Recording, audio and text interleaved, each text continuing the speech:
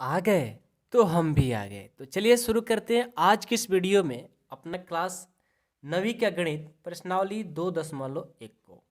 इससे पहले हमने थ्योरी का वीडियो बनाया था फार्मूला का, नहीं देखे हैं तो डिस्क्रिप्शन में लिंक है, जाकर आप वहां से देख सकते हैं। ठीक है, चलिए स्टार्ट करते हैं। प्रश्नावली 2.1 क्वेश्चन नंबर 1 कह रहा है कि निम्नलिखित व्यंजकों में कौन कौन एक चर में बहुपद है और कौन कौन नहीं है, कारण के साथ अपने उत्तर दीजिए। देखिए यहाँ पर कल हम आप लोग को बहुपद और चर और अचर और एक पदी, द्विपदी, त्रिपदी, ये सब हम आप लोग को कल पढ़ाए थे। एक बार फिर से बोलते हैं, डिस्क्रिप्शन में लिंक है, जाकर आप उसको देख लीजिए। ठीक है, फर्स्ट क्वेश्चन है कि 4x² माइनस 3x+7। अब ये क्या है? ये चर बहुपद है कि नहीं है? यदि नहीं है तो कारण सहित इसको बताना है।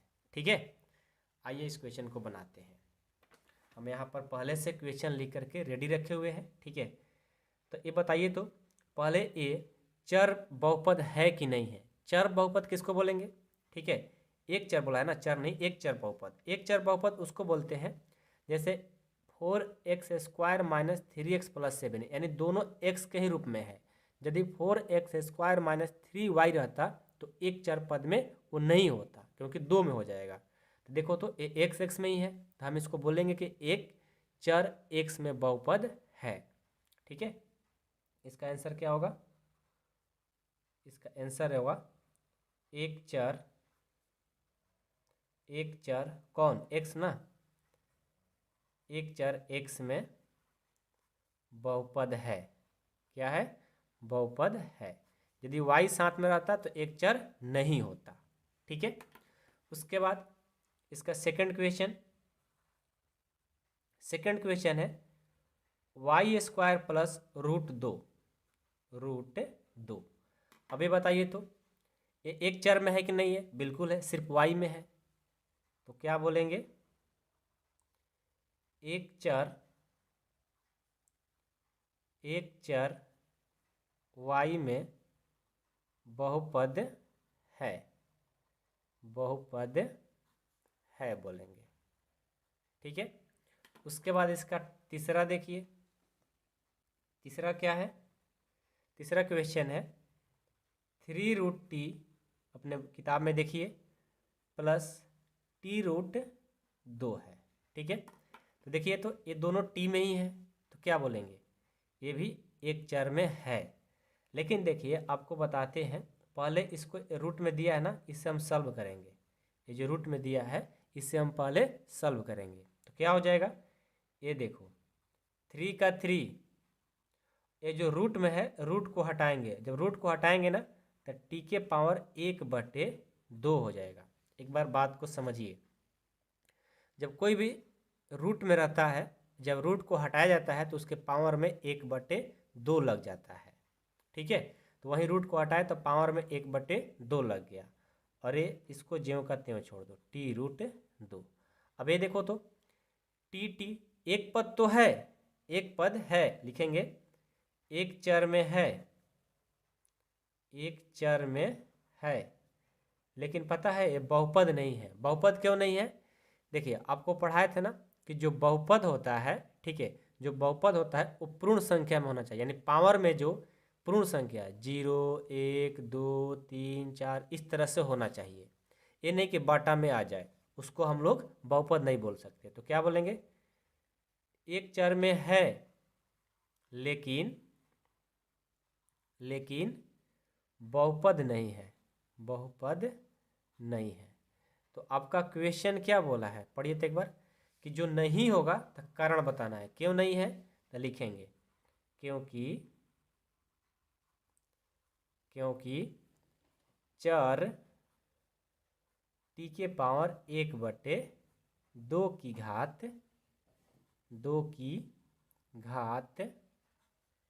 1 पूर्ण संख्या नहीं है, एक पूर्ण संख्या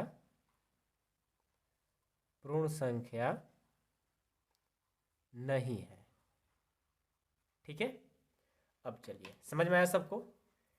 तीसरा हो गया। अब चौथा को देखते हैं। चौथा आपका क्वेश्चन है y + 2/y। तो देखो ये जो बटे में वाई है ना, इसको पहले ऊपर करेंगे तो ए वाई का वाई प्लस ए 2 का 2, ये बटा में वाई है ना, इसको ऊपर ले जाएंगे तो वाई इनवर्स लग जाएगा। कहने का मतलब है, समझिए इस कंसेप्ट को, जब 1/y है, जब इसको ऊपर ले जाएंगे तो y के पावर -1 हो जाता है। मान लो कोई भी हो, 1/x हो, इसको ऊपर ले जाएंगे तो x के पावर -1 हो जाता है। इसको याद रखिएगा। अभी इस तरह का बहुत सारे आपको आगे क्वेश्चन मिलने वाला है, ठीक है। ये देखिए, तो ये बहुपद एक चर में तो है क्योंकि दोनों y में है, तो लिखेंगे एक चर में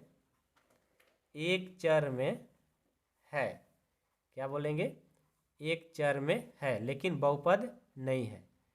क्यों नहीं है? क्योंकि पावर में -1 लगे। आपको बोले ना, बहुपद होने के लिए उसका घात में पूर्ण संख्या होना चाहिए, ठीक है। लेकिन बहुपद नहीं है। जब नहीं है तो इसका कारण बताना है, तो लिखेंगे क्योंकि चर y के पावर -1 की घात दिया गया है, जो एक पूर्ण संख्या नहीं है, जो एक पूर्ण संख्या नहीं है, ठीक है। घात होना चाहिए बहुपद के लिए पूर्ण संख्या, ठीक है ना। तो 4 नंबर भी हो गया। पांचवा देखिए, पांचवा क्या है, x के पावर 10 प्लस y के पावर 3 प्लस t के पावर 50। ये देखिए, तो x में भी है, y में भी है, t में भी है, तो एक चर में तो है नहीं, तो लिखेंगे ये बहुपद तो है क्योंकि देखो पूर्ण संख्या में इसका पावर दिया है, घात दिया है, तो लिखेंगे ये बहुपद है, बहुपद तो है, परंतु एक चर में नहीं है, क्योंकि ये x y टी चर में है, समझ गए। तो इस क्वेश्चन से आपको दो चीज़ समझना है कि एक चर किसको कहेंगे। एक चर उसको कहते हैं, जैसे x में है ना, तो सब x में ही होना चाहिए। ये y में है तो सब y में, t में तो t में, y में तो y में। अब यही देखो x y t है, तीनों आ गया, दो भी आ जाएगा तो चर में, एक चर में नहीं होता है, ठीक है ना। तो चर समझ में आ गया। अब बहुपद की बात आती है। बहुपद उसी को बोलेंगे जिसका पावर यानी घात वो पूर्ण संख्या में हो। ये नहीं कि -1 लगा हो, बटे में लगा हो, वो सब बहुपद नहीं होता है। तो क्वेश्चन नंबर 1 आप लोग को अब समझ में आ गया होगा, कोई दिक्कत नहीं है किसी को। चलिए नेक्स्ट क्वेश्चन नंबर 2 देखते हैं। अब आइए क्वेश्चन नंबर 2 को देखते हैं। निम्नलिखित में से प्रत्येक में x² का गुणांक लिखिए। x² का क्या लिखना है? गुणांक लिखना है, ठीक है ना। आइए गुणांक के बारे में समझाते हैं। क्वेश्चन कर लेंगे तो फिर तो आपको कभी भूलने की आदत ही नहीं होगी, क्योंकि एक बार पढ़ा देंगे अच्छे से, समझ जाइएगा, कभी नहीं भूलिएगा, ठीक है। पहले से क्वेश्चन लिखा हुआ है, ठीक है। थोड़ा सा पेन इस बार चेंज कर लेते हैं। तो देखिए, सबसे पहले ये आपका फर्स्ट क्वेश्चन है कि 2 + x² + x में, इसमें x² का गुणांक लिखना है। गुणांक का मतलब होता है x² के साथ में जो गुना में लगा रहा है, जो गुना में हो उसी को गुणांक बोलते हैं। तो x² में यहाँ पर क्या गुना में है? कुछ नहीं, यानी कुछ नहीं तो एक छिपा हुआ रहता है। तो x² गुणांक क्या हो जाएगा? 1 हो जाएगा। तो लिखेंगे इसका आंसर क्या होगा, ठीक है। 2 + x² + x में x² का जो गुणांक होगा वो क्या होगा? 1 होगा। क्या होगा? 1 होगा, ठीक है। क्योंकि गुणांक उसी को बोलते हैं जिसका पूछा जाता है उसके साथ जो गुना कर रहा होगा। x² में कुछ नहीं तो एक तो छिपा हुआ रहता है, इसलिए 1 हो जाता है, ठीक है। अब चलिए इसका दूसरा देखिए। दूसरा है कि 2 - x² + x³ में, किसका भाई? x² का गुणांक ये पूछ रहा है। तो इसका आंसर क्या हो जाएगा? 2 - x² + x³ में, किसका पूछा है? x² का ना, x² का गुणांक, x² का गुणांक क्या हो जाएगा? देखो x² में यानी -1 यहाँ छिपा हुआ है, माइनस है ना, यहाँ प्लस था इसलिए +1 हो रहा था, लेकिन यहाँ पर तो माइनस है तो -1 होगा, ठीक है। इसका तीसरा देखिए, तीसरा क्वेश्चन है कि π/2 एक्स स्क्वायर प्लस एक्स, किसका पूछा है? एक्स स्क्वायर का। तो क्या लिखेंगे? π/2 एक्स स्क्वायर प्लस एक्स में एक्स स्क्वायर का गुणांक, एक्स स्क्वायर का गुणांक क्या होगा? π/2 है ना, इसके साथ गुना में, तो π/2 हो जाएगा। ठीक है, अगला देखिए, थर्ड हो गया। अब 4 नंबर क्या है? √2x - 1। अब इसमें देखिए तो कहीं पर आपको एक्स स्क्वायर दिख रहा है क्या? दिख ही नहीं रहा है, तो इसमें गुणांक कहाँ से होगा? इसलिए क्या बोलेंगे, इसको लिखेंगे √2x - 1 में एक्स स्क्वायर का गुणांक, एक्स स्क्वायर का गुणांक क्या हो जाएगा?